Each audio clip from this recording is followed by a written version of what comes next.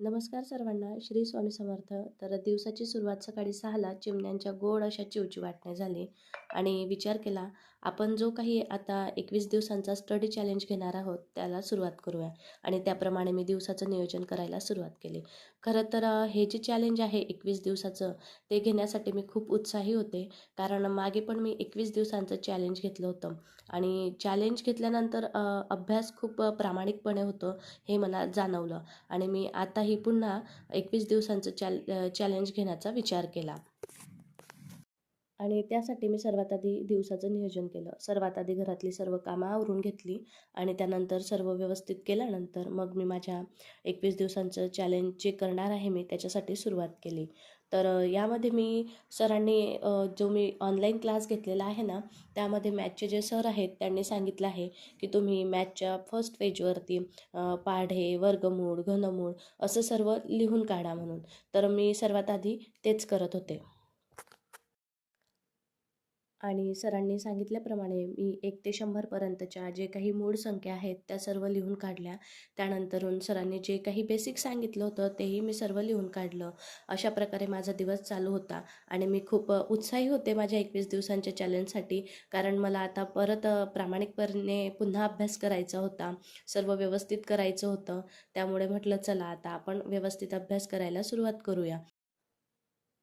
खरं तर हे बेसिक जे आहे ना मॅथचं, ते मी आधीही कंप्लीट केलेलं आहे.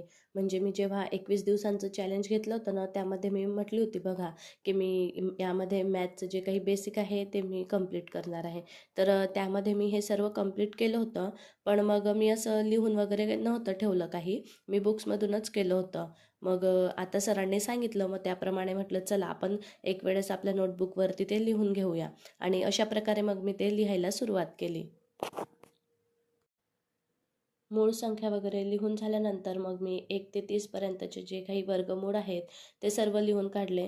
खरं तर हे मी मागे पण पाठ केले होते, पण याच्यातल्या काही काही संख्या माझ्या लक्षात येत नव्हत्या. मग मी ते बघून बघून लिहून काढलं. कारण आता मी खूप दिवसांपासून मॅथचा वगैरे व्यवस्थित स्टडीच नाही केला आणि त्यामुळे मग मला काही संख्या त्या लक्षातच येत नव्हत्या. मग त्याच्यामुळे चुकत होत्या, म्हणून म्हटलं चला आपण बघूनच लिहू. मग मी ते थोडं बघून बघून वगैरे सर्व असं 1 ते 30 पर्यंतच्या वर्गमूळ संख्या लिहून काढल्या. अभ्यास करत असताना मला हातावरती ना असं लाल लाल दिसत होतं. मला वाटलं काहीतरी मुंगी वगैरे चावली मला, त्याच्यामुळे असं झालं. म्हणून मी काही लक्ष दिलं नाही आणि मी परत माझ्या अभ्यासाला सुरुवात केली.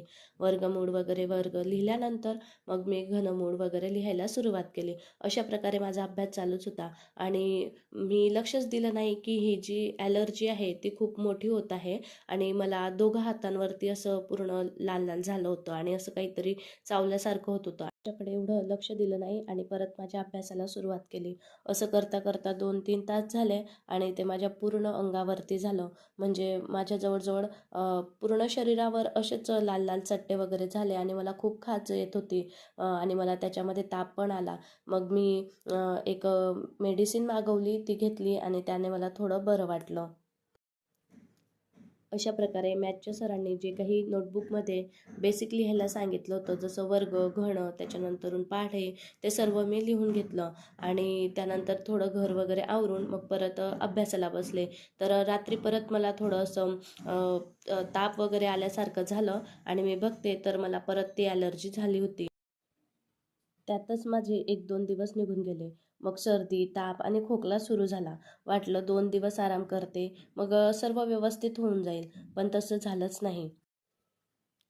2 दिवसानंतर जेव्हा तब्येत थोडी ठीक वाटायला लागली, तेव्हा म्हटलं चला आता घर आवरून घेऊ. तर बघते तर 2 दिवसामध्ये बघा माझ्या घराची काय हालत झाली आहे. आणि अशा प्रकारे माझे 2 दिवस गेले होते आणि मग मी सर्व घर आवरायला सुरुवात केली. आणि मग भांडी वगैरे घासल्यानंतर परत बघते तर मला ती ॲलर्जी परत आली आणि मग आता श्रीमूचे पप्पा घरीच होते. ते म्हटले, "आता हलगर्जीपणा करू नको, चल आपण हॉस्पिटलला जाऊया."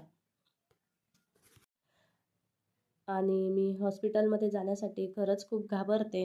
पण नाईलाजाने मला हो म्हणावं लागलं आणि सर्व घर वगैरे आवरल्यानंतर मग संध्याकाळी आम्ही हॉस्पिटलला गेलो.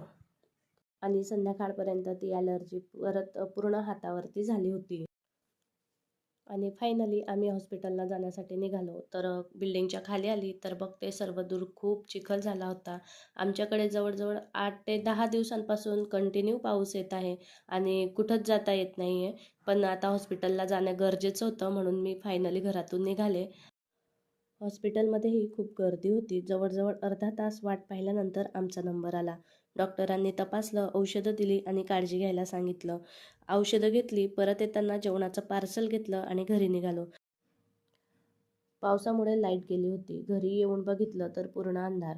असं करता-करता माझे 5 ते 6 दिवस कसे गेले तेच कळलं नाही. पण एक गोष्ट मात्र नक्की समजली. लाईफमध्ये अडचणी तर येणारच. कधी तब्येत, कधी घर, कधी जबाबदाऱ्या. पण त्यासाठी आपलं स्वप्न थांबायला नको. म्हणून आजपासून मी पुन्हा नव्या उमेदीने माझं 21 दिवसांचं चॅलेंज सुरू करत आहे. यावेळेस प्रत्येक दिवस परफेक्ट असेल असं नाही, पण प्रत्येक दिवशी एक पाऊल पुढे नक्की टाकेन. तुम्हीही माझ्यासोबत असाल ना? चला आता पुन्हा अभ्यासाला सुरुवात करूया. माझ्या या प्रवासाला तुमचा सपोर्ट नक्की करा. लाईक, कमेंट आणि सबस्क्राईब करून माझ्यासोबत राहा. पुन्हा भेटूया. धन्यवाद.